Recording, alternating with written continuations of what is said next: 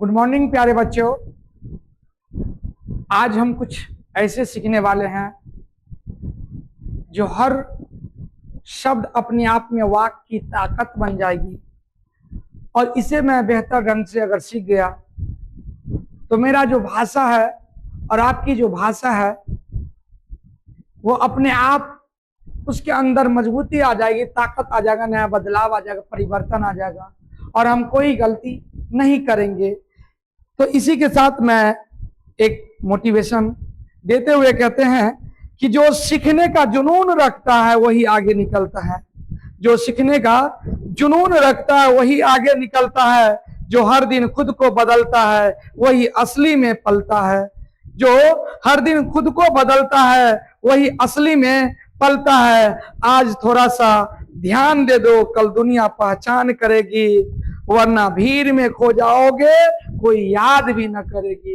इसीलिए अपने आप को इस तरह मेहनत कीजिए कि लोग आपको अपने आप से जाने, ये नहीं कि आप किसी की बदौलत जाने जाए, आप खुद अपने मर्जी से जाने जाए। चलिए, तो आज का जो टॉपिक है, जो भाषा के रीढ़ की हड्डी है, हिंदी व्याकरण को अपने आप में एक बिल्डअप करने वाले, बुलंदियों पर चढ़ा देने वाले ये जो टॉपिक है, जिस टॉपिक का नाम है बाबू कारक।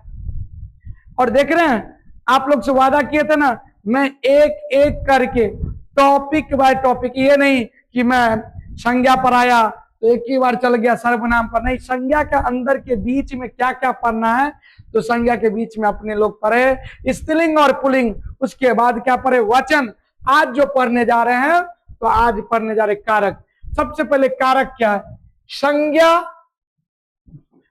संज्ञा सर्वनाम के जिस रूप से उसका संबंध, यानी कि संबंध वाक्य के अन्य शब्दों जैसे विशेषकर क्रिया के साथ जाना जाता है, उसे हम कारक कहते हैं।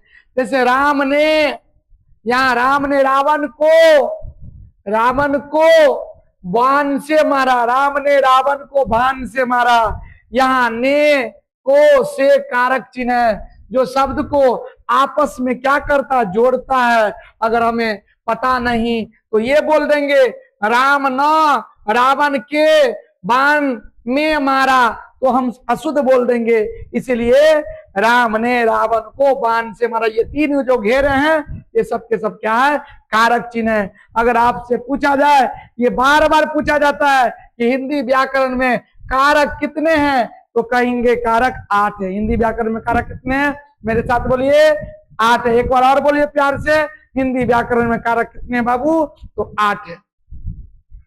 अब विस्तृत नियम और उदाहरण प्रतियोगी परीक्षा हेतु भी जानेंगे, यह नहीं कि सिर्फ क्लास 12, हालांकि ये क्लास 12 के ही फोकस करते हुए बनाए हैं। चलिए, कर्ता कारक क्या होता है? नॉमिनेटिव केस जिसको कहते हैं। इस कारक का प्रयोग केवल सकर्मक क्रिया के साथ भूतकाल में होता है। मोहन ने पत्र लिखा। सकर्मक अकर्मक क्रिया क्या होता है ये भी पढ़ेंगे। सकर्मक क्रिया वो होते हैं जिसमें ऑब्जेक्ट हो, अकर्मक क्रिया वो होते हैं जिसमें ऑब्जेक्ट न हो। जैसे मैं रोता हूं, ऑब्जेक्ट में कर्म नहीं है। मैं सोता हूं, कर्म नहीं है। मैं लेटता हूं, कर्म नहीं। मैं खड़ा हूं, कर्म नहीं है। लेकिन मैं पढ़ाता हूं, कर्म है। मैं क्या पढ़ाता हूं? मैं कारक पढ़ाता हूं ना, तो कारक क्या? कर्म। चलिए, यहां मोहन ने पत्र लिखा, ये ने जो है ना बाबू, कारक चिन्ह। क्या बाबू? कारक चिन्ह। तो मोहन ने पत्र लिखा। अपवाद, वर्तमान और भविष्य काल में ने का प्रयोग नहीं होता है। जैसे मोहन पत्र लिखता, मोहन पत्र लिखता है, इसमें ने छुपा हुआ बाबू। ने का भूतकाल में प्रयोग होता है। और ध्यान, कर्म कारक किसे कहते हैं? तो कर्ता ने, याद रखिए, कर्ता ने कर्म को, तो कर्म को क्रिया का प्रभाव जिस पर पड़ता है। जैसे मैं आप लोग को पढ़ाता हूं, तो मैं जो पढ़ाता हूं क्या पढ़ाता हूं?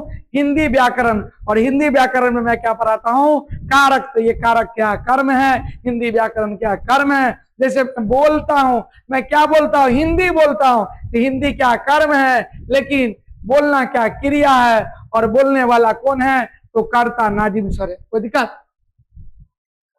चलिए, तो केवल सजीव कर्म के साथ होता है, केवल सजीव कर्म के साथ होता है। उदाहरण, अध्यापक ने छात्र को पीटा।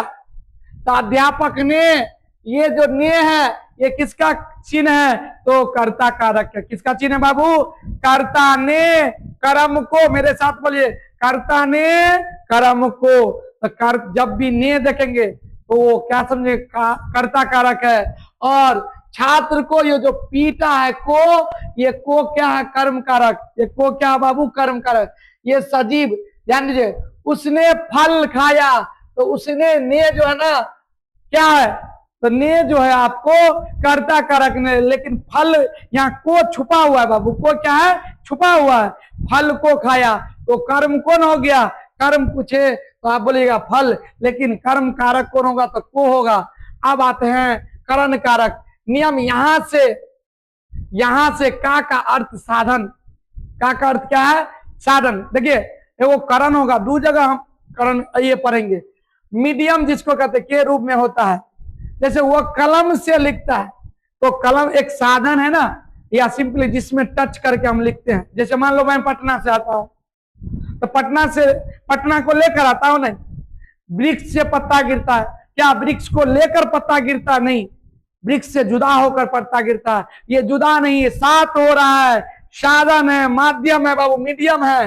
वो कलम से लिखता है, हम आंख से देखते हैं, तुम लोग मोबाइल से मुझे देखते हो कि नहीं? देखते हो कि नहीं देखते हो? वे लोग बैट से गेंद को मारता है, तुम लोग गिलास से पानी पीते हो, मैं बाइक से दरभंगा जाता हूं। तो से आ गया ना, तो साधन का काम किया। तो कर्ता ने कर्म को और करण से, याद है? कर्ता ने कर्म को करण से। अब आ गया बाबू व्यक्तिव केस, यानी कि संप्रदान कारक किसे कहेंगे? तो ध्यान दीजिएगा, संप्रदान कारक जब किसी को कुछ दिया जाए या किसी के लिए कुछ किया जाए, उसे हम क्या कहेंगे? संप्रदान में कहेंगे। और संप्रदान कारक में संप्रदान कारक में एक चीज देखेंगे, दान देने के अर्थ में को का प्रयोग होता है। जैसे दान देने के अर्थ में को का प्रयोग संप्रदान में होता है। उदाहरण, राजा ने निर्धन को कम्बल दिया। राजा ने किसको कम्बल दिया? निर्धन को कम्बल दिया। यहाँ जो को है, ये को किसके लिए है? तो संप्रदान के लिए।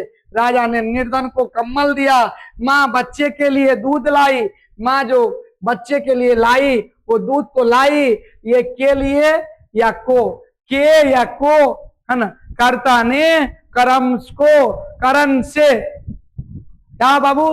ये देखिए, कर्ता ने कर्म को करण से, संप्रदान के लिए या को, के लिए या को, ध्यान रखिए, के लिए या को ध्यान रखिएगा, क्योंकि आगे पढ़ना पड़ेगा। राजा ने निर्धन को कम्बल दिया, माँ बच्चे के लिए दूध लाई। माँ क्या लाई? बच्चे के लिए दूध लाई। सीता ने उसके लिए चाय बनाया। सीता ने उसके लिए क्या बनाया? चाय बनाया। तुम लोगों ने मेरे लिए मेहनत किया, तुम लोगों ने अपने आप के लिए मेहनत किया। के लिए इंग्लिश में जिसको कहते हैं फॉर माने के लिए। तो अब आते हैं, कर्ता हो गया, कर्म हो गया, करण हो गया, संप्रदान भी पढ़ लिए। अब पढ़ेंगे अपादान। मोस्ट इंपोर्टेंट, यहाँ एग्जाम में बहुत इंपोर्टेंट होता है बाबू। जहां से का प्रयोग अलगाव होने या डरने या सीखने या तुलना करने के लिए हो, उसमें हम क्या कहेंगे? तो उसे कहेंगे अपादान कारक। कौन सा कारक? एक बार बोलिए मेरे साथ। तो पहला कारक कौन पढ़े? कर्ता, दूसरा कर्म, तीसरा करण, तीसरा चौथा संप्रदान, पांचवा अपादान। पांचवा क्या पढ़ेंगे? अपादान। अपादान जब भी अलगाव हो या कोई चीज को हम क्या करते हैं? सीखते हैं, या उस चीज से डरते हैं, या तुलना करते हैं बाबू, या तुलना करते हैं, उसे हम क्या कहेंगे? तो अपादान कारक कहेंगे। अपादान कारक कहेंगे, कोई दिक्कत? ध्यान दीजिएगा, अलग होना। जैसे पेड़ से पत्ता गिरता है, तो पेड़ से पत्ता क्या होता है? अलग होता है। तुलना, सीता गीता से सुंदर है, तो ये तुलना कर रहे, से तो है लेकिन तुलना कर रहे हैं। बच्चा सांप से डरता है, तो बच्चा जो सांप से डरेगा तो सांप के पास जाएगा पकड़ने के लिए, नहीं, सांप से डरता है तो सांप से क्या होगा? अलगाव होगा। क्या होगा बाबू? अलगाव होगा। 6 में आता है संबंध कारक नियम। यहाँ संज्ञा का, ध्यान दीजिएगा, यहाँ संज्ञा का संज्ञा से संबंध बताता है। संबंध का मतलब क्या हुआ? जैसे होता है ना, कलम की नींव, तालाब की गहराई, छत का दीवार, है ना, या घर का दीवार या घर का छत, ये संज्ञा का संज्ञा से क्या होता है? संबंध होता है बाबू। यह राम का घर है, राम भी क्या है? संज्ञा, व्यक्तिवाचक संज्ञा। घर क्या है? जातिवाचक संज्ञा। संज्ञा का संज्ञा से संबंध हुआ। और मेरी पुस्तक कहाँ है? ये जो मेरी है और पुस्तक है, इसके के बीच में क्या है? संबंध है। तो पहला क्या पढ़े? आप मेरे साथ बोलिए। पहला कर्ता कारक, दूसरा कौन सा कारक पढ़े? कर्म कारक। कि कर्ता कारक, कर्म कारक, करण कारक, संप्रदान कारक, अपदान कारक, संबंध कारक। 6 पढ़ लिए। आप क्या बोलेंगे? कर्ता ने कर्म को करण से, संप्रदान के लिए या को अपदान से अलगाव के लिए, और संबंध का के की। याद रखिए। अब अधिकरण कारक क्या होता है? यह क्रिया के होने के स्थान, समय, आधार को बताता है। जैसे पुस्तक मेज पर है, पुस्तक कहाँ है? इसमें याद रखिएगा अधिकरण कारक में या पर आएगा। क्या आएगा बाबू? में या पर। वो 3 घंटे में आएंगे, बोले ना में या पर आएगा। अधिकरण कारक में क्या होगा? तो में या पर आएगा। आपको जो MCQ करवाएंगे उसमें और विस्तृत जानकारी देंगे, इसलिए आप टेंशन ना लीजिए। आप लोग देखते होंगे मेरे हिंदी व्याकरण जो चल रहा है उसमें आप सीरीज चलना शुरू हो गया। प्ले लिस्ट में मैं शुरू कर दिया हूं। पहले मैंने भाषा और ध्वनि से करवाया, उसके बाद मैंने वर्ण से करवाया, उसके बाद मैंने शब्द से करवाया। हाँ, ज्यादा क्वेश्चन रहता है तो उसको 50% कर देते हैं, 30 आज कर लेते हैं, 30 कर लेते हैं। क्योंकि आप लोग सिर्फ हिंदी ही पढ़ लीजिएगा और सब्जेक्ट पर ध्यान नहीं दीजिएगा तो आपको सब नंबर तो नहीं आएगा सिर्फ हिंदी से। तो अधिकरण कारक भी संबंध। अब संबोधन कारक, किसी को बुलाने के लिए इसमें विस्मयादि बोधक। क्या? कौन सा बोधक बाबू? विस्मयादि बोधक।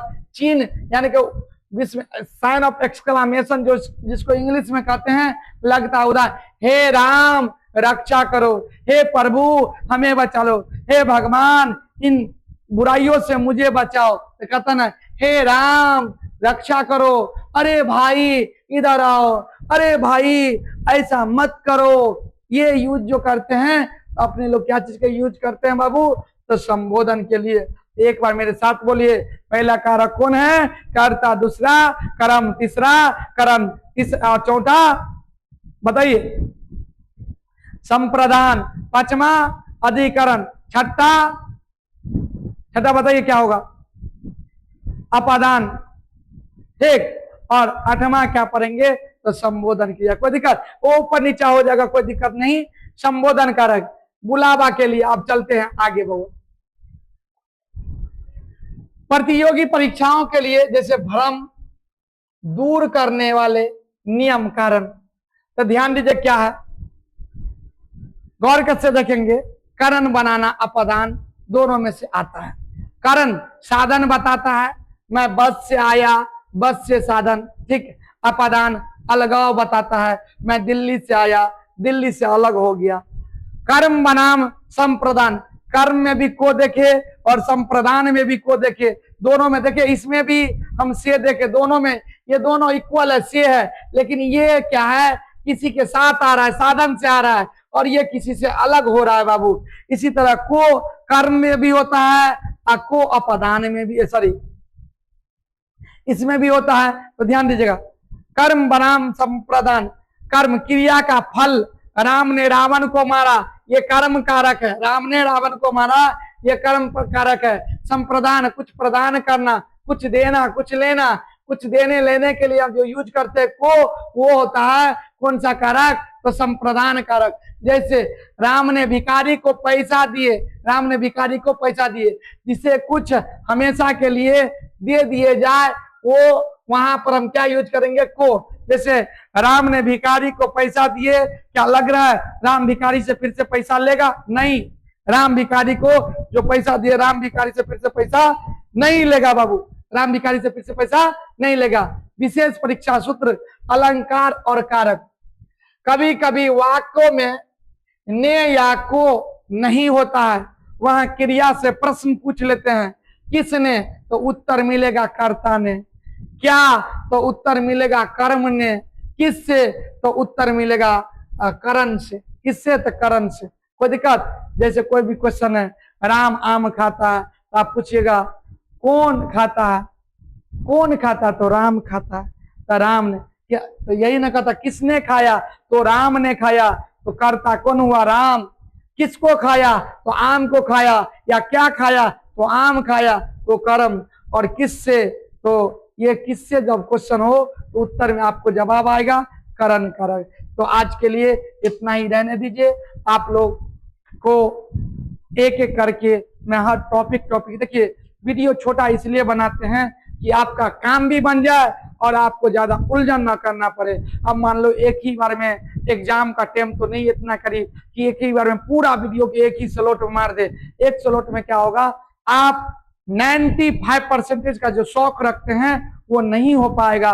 95% अगर जाना है तो मैं जैसे जैसे पढ़ाता हूं वैसे वैसे आप पेज को फॉलो मेरे वीडियो को फॉलो कीजिए और उसको लाइन बाय लाइन पढ़िए। देखिए, अच्छा लगे तो ही सब्सक्राइब कीजिएगा, खराब लगे या बेकार लगे तो सब्सक्राइब करने की, लाइक करने की कोई जरूरत नहीं है।